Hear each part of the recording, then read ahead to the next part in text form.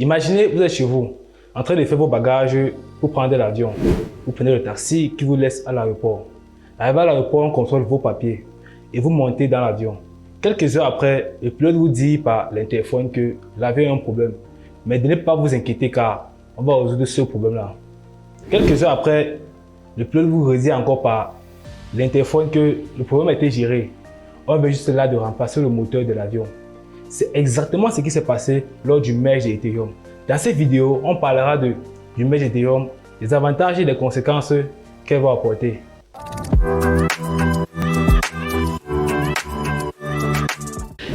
Salut à tous, moi c'est Kanke Dylan, bienvenue sur Microchain où on parle de l'univers des crypto-monnaies, des stratégies sur comment investir, faire des bénéfices, surtout comment éviter de perdre son capital pour faire un maximum de gains. Ici, chaque abonné fait partie de la communauté Microchain, alors abonne-toi et ensemble on atteindra la liberté financière. Cela fait pratiquement 2 ans que toute la communauté crypto-monnaie attendait cette mise à jour d'Ethereum. Passer du consensus de Proof of Work qui est très énergivore au consensus de Proof of Stake qui est moins énergivore. Cela a renforcé la conviction de tous les membres de la communauté. Cela s'est déroulé très tôt le matin du 15 septembre 2022 où Ethereum a réussi sa fusion, encore appelée The Merge. Quitter d'un consensus de Proof of Work pour un consensus de Proof of Stake, demandez de comprendre d'abord ce que c'est. Dans mes précédentes vidéos, j'ai parlé de ça et je vais encore ici faire juste un petit résumé de ça.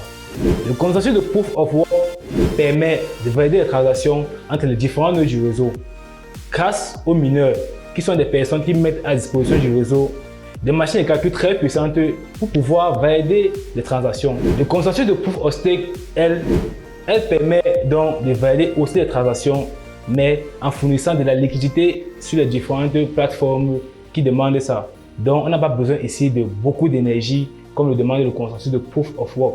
Et donc, vous comprenez plus facilement pourquoi Ethereum est quitté du consensus de Proof of Work au consensus de Proof of Stake.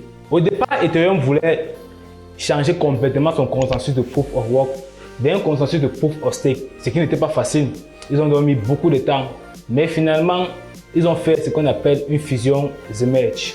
Ils ont regroupé dans le Merge la chaîne d'exécution qui se trouve dans le consensus de Proof of Work et la Bitcoin Chain ou encore Consensus Layer qui se trouve dans le processus de Proof of Stake. Ce qui fera d'Ethereum la première blockchain à avoir réalisé cet art parce que c'est une art de ce qu'ils ont fait. Personne n'a encore réussi à faire cela ou du moins pas connu. Quels sont les différents éléments à retenir de ce merge? Avantages ou inconvénients? Le but d'Ethereum de ce merge était de réduire drastiquement l'énergie consommée par le processus de Proof of Work, de réduire drastiquement les frais de transaction très élevés, pour donc permettre d'alléger le réseau afin de permettre l'expansion de ces réseaux à d'autres blockchains ou à d'autres projets. D'après les informations reçues, le nouveau consensus d'Ethereum sera 100 à 1000 fois moins énergivore. Les frais de transaction seront aussi réduits, mais pas pour l'instant.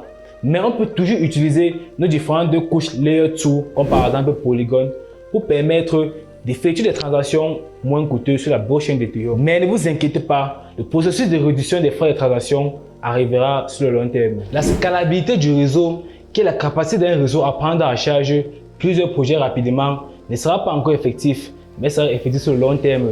Le nombre d'Ethereum qui sera émis grâce au merge baissera de 90% pour pouvoir permettre à la monnaie de prendre plus de valeur.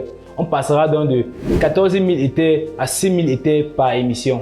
Les différents investisseurs qui stake actuellement leurs Ethers sur les différentes plateformes verront dans les rewards ou encore les taux d'intérêt passer de 4% à 50%, ce qui sera une très bonne nouvelle. Ce qui est une super nouvelle pour toute la communauté, mais tous nos bénéfices ne seront débloqués que 6 à 12 mois lors de la prochaine mise à jour qui s'appelle Shanghai. Je ferai une vidéo dessus pour mieux expliquer cela.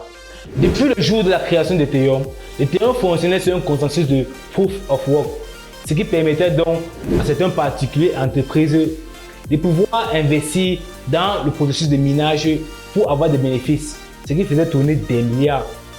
Normalement, comme Ethereum a annoncé sa transition vers un processus de Proof of Stake, un consensus de Proof of Stake, ce sont donc des millions qui s'envolent. Ces différentes particuliers entreprises ont donc décidé de faire un fork. Mais c'est quoi un fork? Un fork est tout simplement une technique permettant de copier un réseau avant qu'il ne soit modifié pour pouvoir garder les paramètres de base de ce réseau.